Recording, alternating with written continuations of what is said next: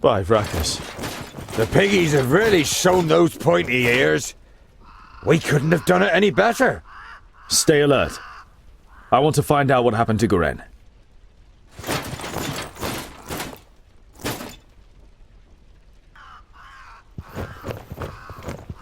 Hoofprints! Burned into the ground! Alfar? The fire in Boindill's eyes flares up with delight. Huzzah! That would make a change from those stupid piggies. Did you hear that, brother?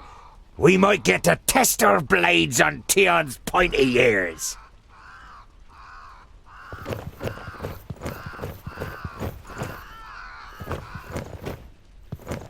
The elf maiden's graceful snow-white face still radiates beauty, in terrible contrast to the rest of her appearance.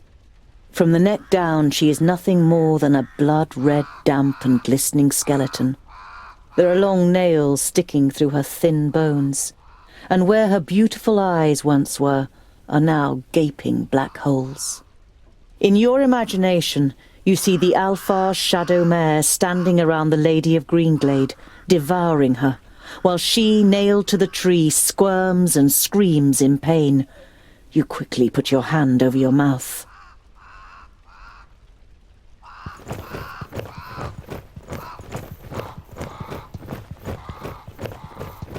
You have read about the elves and their buildings. This here had always just been a small example of their architectural skill, which achieved perfection in Alandur.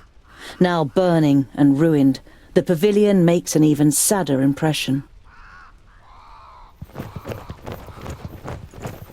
Greenglade was one of the few places in Girdlegard where humans and elves lived together.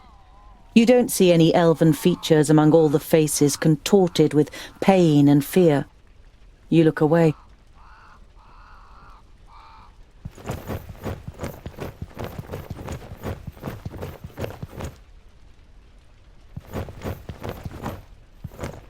The body of the man is riddled with arrows and is lying in a small patch of undamaged ground, while a sea of flames must have raged in a circle around him. The robes remind you of those of Lot-Yonan's famuli. This, plus the fact that the man used magic, makes you quite sure that this is Goren.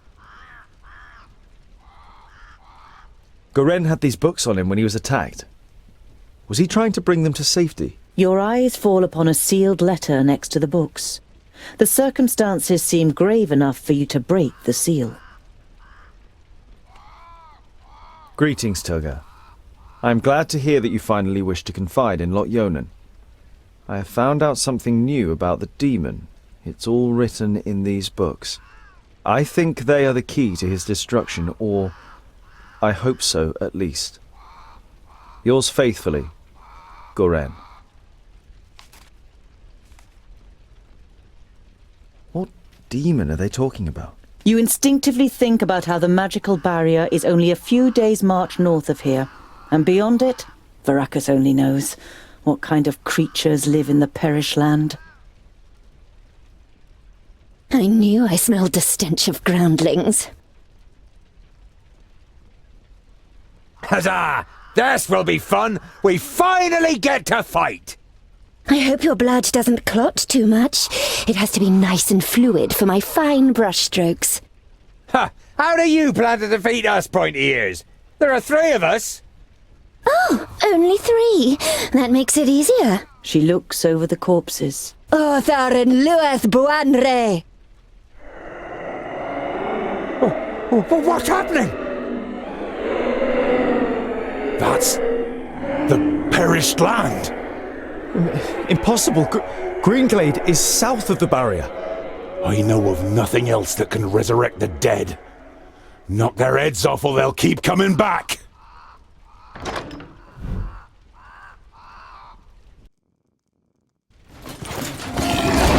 Huh?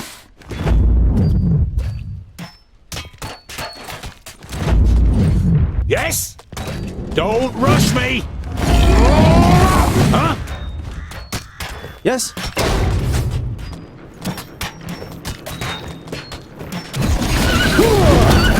Yes? What is it? Vile creature! With pleasure! Ha ha!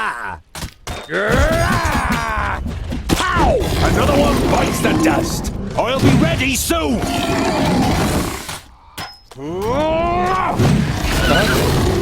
I didn't hit you very hard. Too easy. Huh?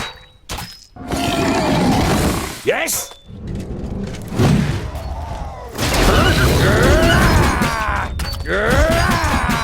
What is it? Huh? Yes? Uh-huh. Yes? Huh? He hardly put up a fight. And say goodbye forever. Ha ha! What is it? And again. What is it? I didn't hit you very hard. Yeah! Too easy. Huh? And what now? What is it? Who's next? Pleasure. He already put up a fight. Huh? Pow! Another one bites the dust. Who's next? Oh, what bad luck for you! Huh? Huh? He hardly put up a fight. Huh? Another one bites the dust. And what now? Huh? Yes? Uh-huh. Come here, you. Yes? What is it? I'll be ready soon. He hardly put up a fight. Yes? Huh? Too easy. Yes? Oh, bad luck for you! Come here, you! Huh? Yes? All right, you! Say goodbye forever! And what now? Ha ha! Huh? Come here, you! Say goodbye forever! What is it?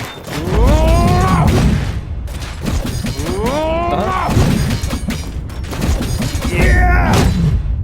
Huh? Oh, bad luck for you! Yes? And what now? What is it? Pow! Another one bites the dust. Huh? Come here, you! What bad luck for you! I didn't hit you very hard!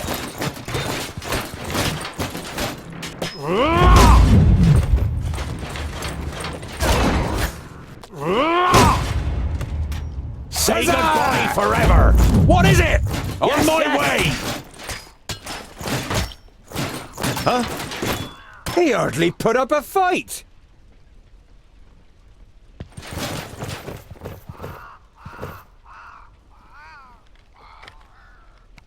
Dwarves, you protected the glade.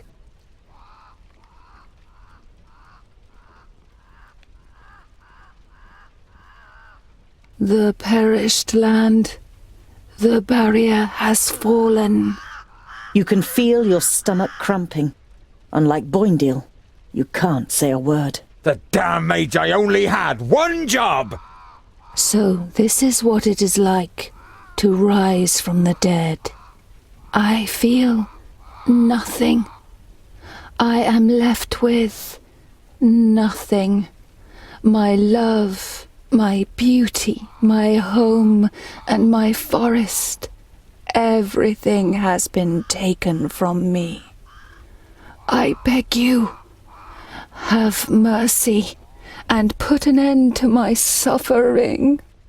Without even being able to look into her eyes, you recognize the sadness in the elf maiden's expression. The dignity that she must once have radiated can only be imagined in her current state.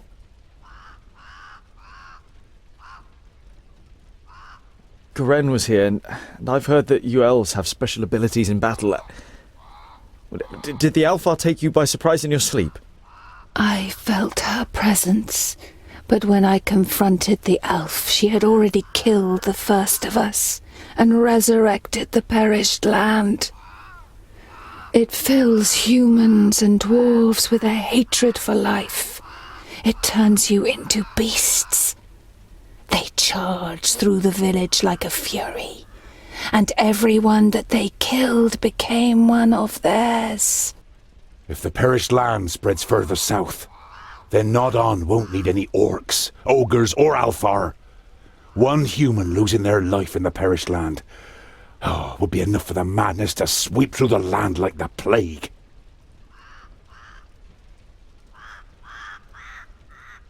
Your stomach turns, but you know that it's right.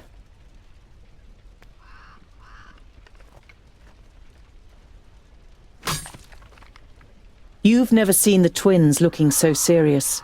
They would pit themselves against any army of orcs, but this is something beyond their power, and yours. We need the Magi. They must rebuild the barrier.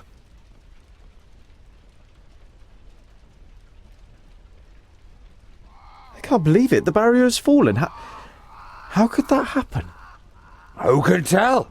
Anything could go wrong with all that hocus pocus. It had held back the perished land since the fall of the Fifthlings. Reinforcing the barrier whenever it loses power is the primary duty of the great Magi. I can't imagine how Nodon or anyone else could have broken through it. You think of the demons mentioned in Garen's letter. You wonder whether it could be possible that a demon from the outer lands might possess powers so great that even the 6 Magi weren't ready for it. We must go to Lot before the perished land spreads further. He will know what is to be done. Neither of your companions objects.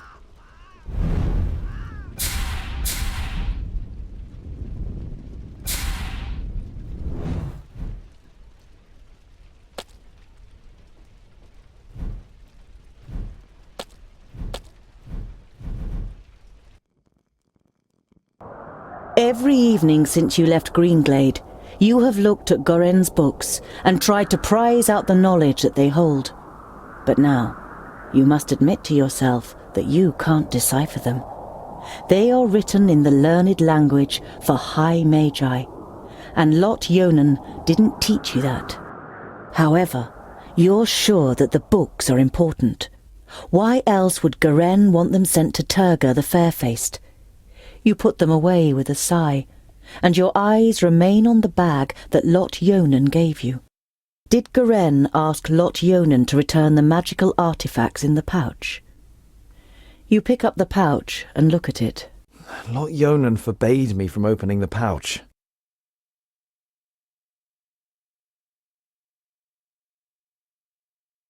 Lot trusted you with the pouch. You don't want to betray that trust. You look at it for a moment longer, but then you close the rucksack and pack it away. But your curiosity is not so easily contained and keeps you awake in the night.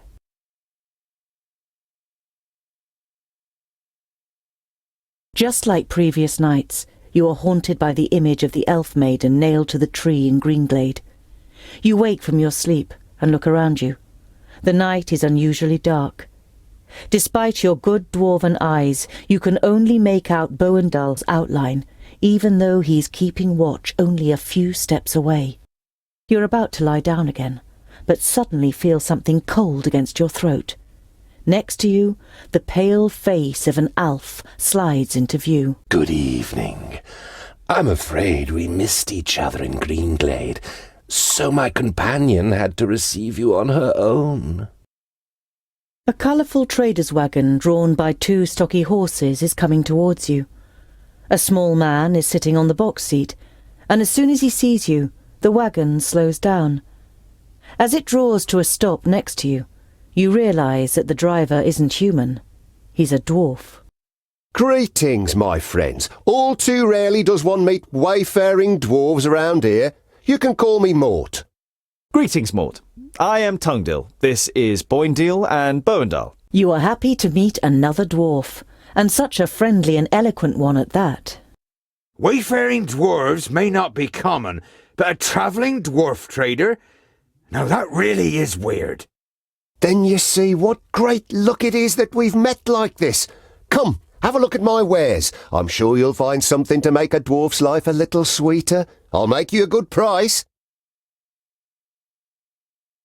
Mort, I hope you don't mind me asking, but which kingdom are you from? The dwarf's clothes seem more like those of humans, and he isn't bearing any coat of arms. My kingdom? Is that important? I'm my own kingdom. I go where I please and enjoy the fresh air and the sun on me skin.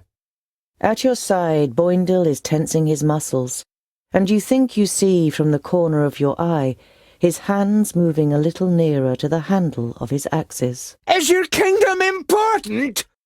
You two must be secondlings, right? I can tell by your armour. But you... He looks you over for a while. You're not a secondling, are you? As you yourself don't know for sure which kingdom you belong to, you give no answer and just shrug your shoulders. Mort throws you a knowing glance and nods slowly. Where are you heading? To Clintel, a small village where I can expect to do very little business. But the people there are nice and kind. I've known some of them since they were smaller than me. Isn't it astounding how much they manage to achieve in such short lives? After glancing at Boindil's grave expression, Mort continues unfazed. I can say in all certainty that there's not the same ambition to make a difference and change things in our halls. That is because there is no reason to change things if you do them right first time. We dwarves think first before acting. As it is Boindil of all people making such a claim, you're sure it must be a joke. But your friend continues to eye the trader with a serious and distrustful look.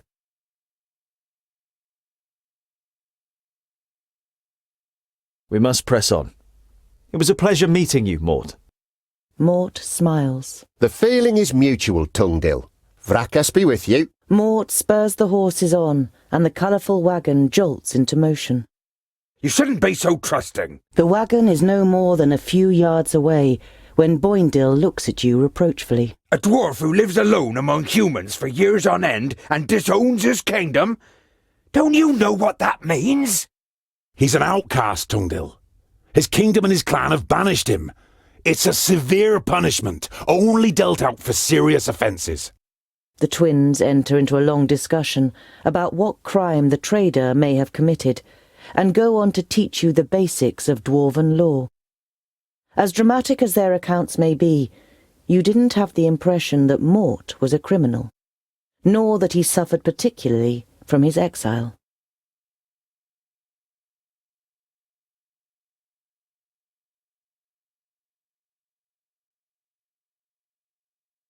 Boindil unwraps his dwarf cheese again and cooks it on the fire.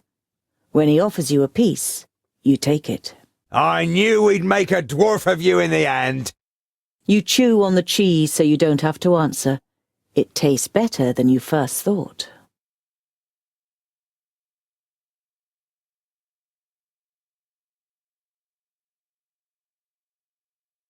You arrive at a small, bustling village. One thing is clearly missing from the lively scene: the sound of metal on metal from the village smithy that would normally be heard above everything else at this time of day. A dour, grim-looking man is sitting in front of the forge with his right arm in a sling. His expression brightens as he sees you, and he jumps to his feet. Dear dwarves, could I interest you in helping me in my workshop for a day? The man's expression is somewhere between desperation and hope. As you don't answer immediately, he continues. You will, of course, be royally rewarded for your work. I can offer you 100 gold pieces. What happened to your arm? A stupid accident. A box of blanks fell down. I was trying to catch it. It will heal, fortunately, but I won't be able to wield my hammer for a while. You must have quite a backlog of work. You nod sympathetically. You always felt bad if you were ill or couldn't work in the forge for some reason or other. Loads. But if what I hear about the metalworking skills of the dwarves is true, it will be easy for you to manage it in a day. I'll help you. I worked in a forge for a while. You modestly conceal that in this case, A while means almost a whole human lifetime. A little later you are standing in the workshop, examining the smith's inferior tools, while he fires up the forge and prepares everything for the job as well as he can with just one good arm. You weren't able to persuade the twins to help you. As warriors they'd rather go hunting, Boindil declared. But you think it's more probable that you'll find them drinking beer. But you don't care. You're excited about being able to smith again after such a long time. Hours later you have forgotten everything around you. The heat of the forge, the sweat on your warm skin, the play of the flames. You're in your element, and work as if in a trance. The smith left the workshop ages ago, with a satisfied grin on his face. Oi, I'm talking to you. You look up in surprise. Everything but the beating of the hammer had ceased to exist, and you didn't notice that someone has come in. Can you do it? You immediately dislike the middle-aged man. He sounds you out so doggedly with his light grey eyes that it feels as though he wants to look right through you and into your deepest thoughts. The man points to 2 horses. Those 2, in 1 hour.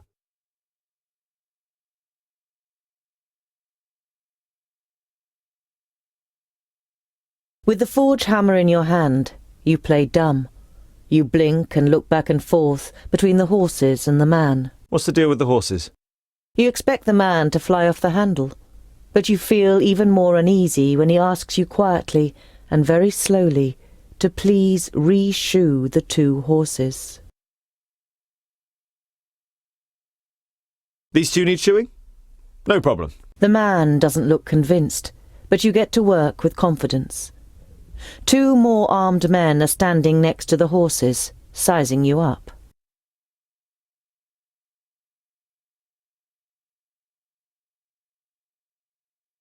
So, you're mercenaries, I take it? You're only trying to engage in conversation, but the man looks at you incredulously, as if he didn't expect dwarves to be able to talk.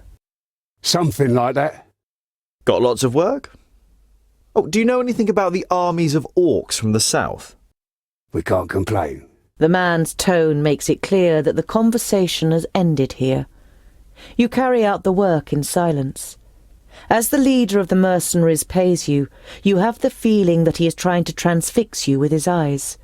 The men leave the workshop without a word.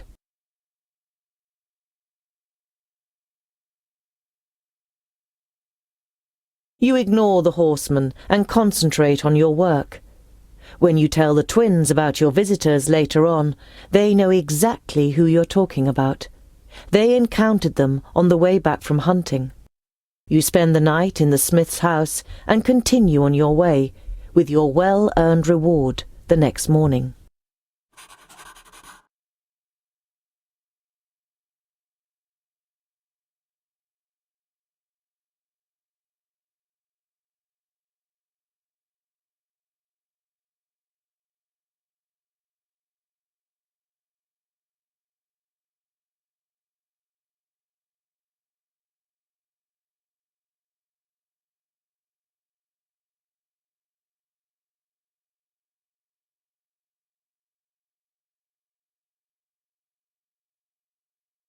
Once you reach the top of the hill above Goodwater, you can see what is left of the village. The sea of red-roofed tiles has given way to a forest of burnt black ruins.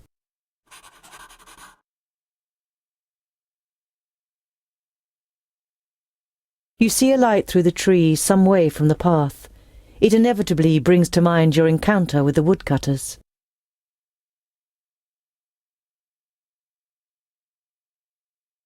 Thinking about it, they do deserve it. Boindil grins widely, and before Boandal can stop him, he stomps off. You lie awake in your camp and think about the woodcutter's roast that you had for dinner. The rabbit was the best thing you've eaten in a long time. It tasted of victory.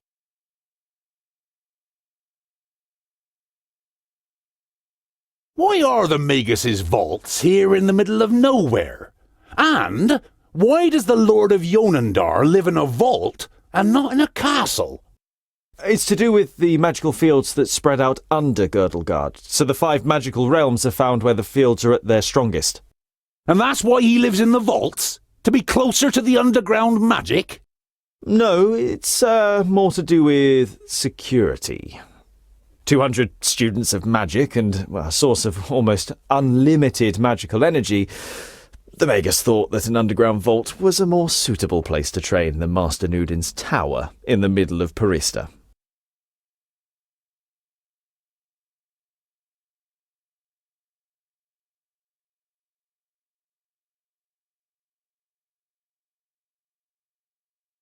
I don't like it here. All this hocus-pocus is bad news. Us dwarves know that and keep well away, just as Vracus commanded. I hope you know that too. I cannot perform magic, and I've never attempted to. Nevertheless, please show respect. Remember that it was Lot Yonan who took me in and saved me.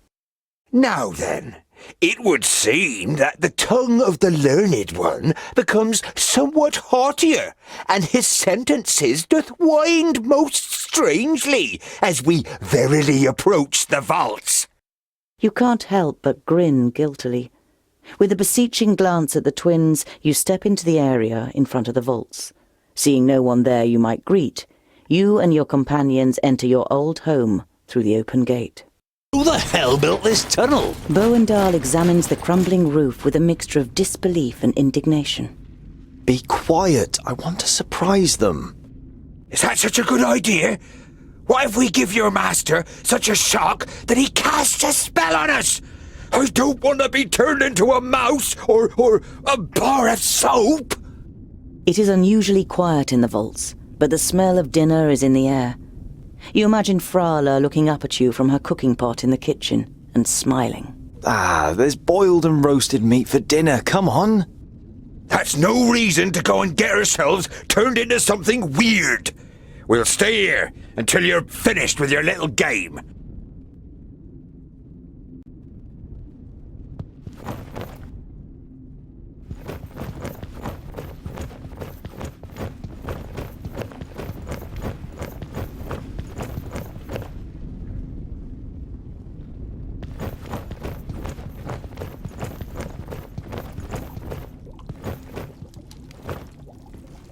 Lumps of meat rise up and appear on the brown, bubbling surface of the soup before sinking back down out of sight. The hearty smell makes your mouth water. A human foot. Your stomach turns, and you have to fight hard against the impulse to run out of the kitchen screaming.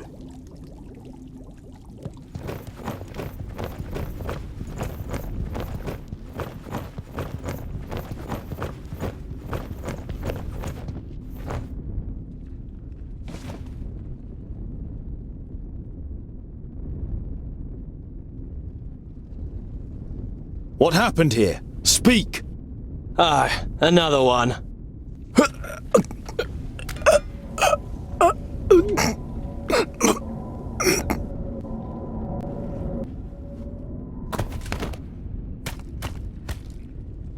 Don't even think of using magic, or I'll lodge this pretty piece of steel in your brain. It takes the Famulus a few seconds to comprehend the situation he suddenly found himself in. He seems to weigh up his options for a moment before he breathes out and the tension leaves his body. All right, I won't use magic. Lot Yonan, where is he? Nodon killed him. He killed all of them in Parista. There's no one left in Girdlegard who can take on the last Magus. You're saying that someone took on all 6 of the Magi at once and defeated them? Ridiculous. 5 Magi.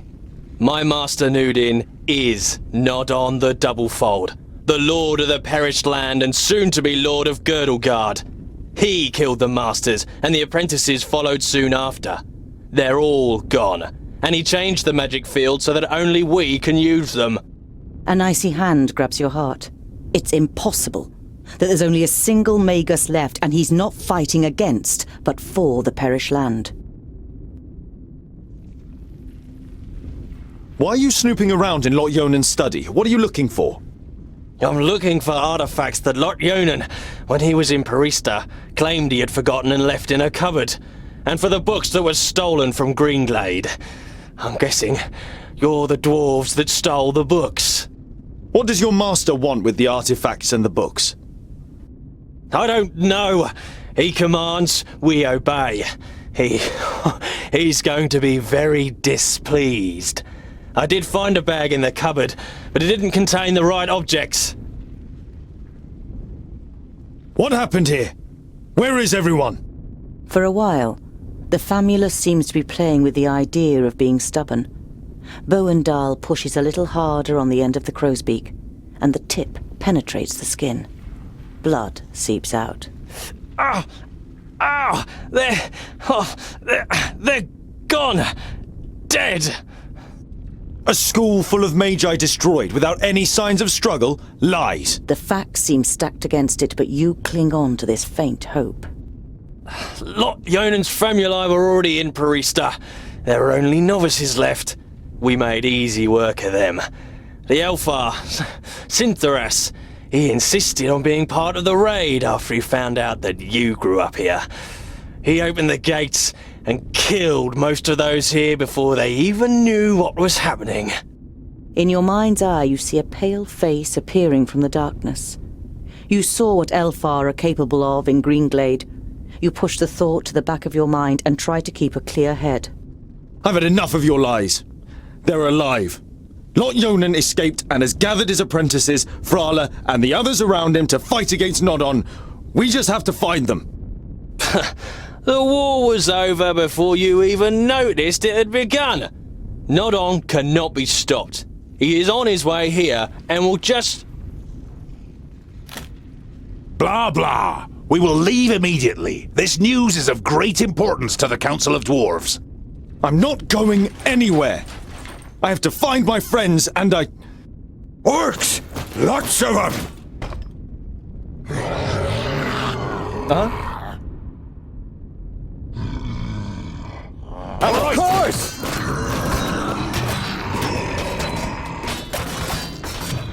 Yeah! Huh?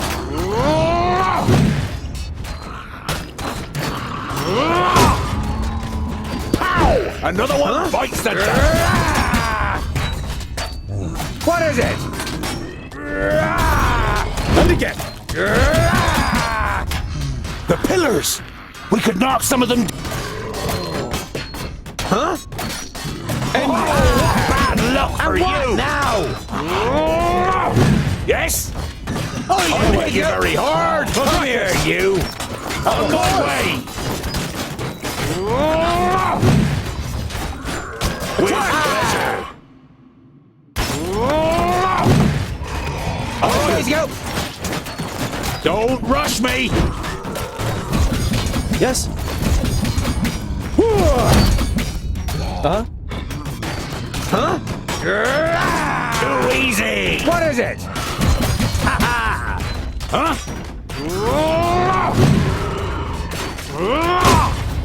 Yes? Come here, you! Forever! Killed! I need help over here! Quickly! Pow! Another one right to the dust! Bad luck for you! Say goodbye forever! And again! who's next? He hardly put up a fight! Bad luck for you! I have Bowendahl! Give me a hand! Huh? Yes?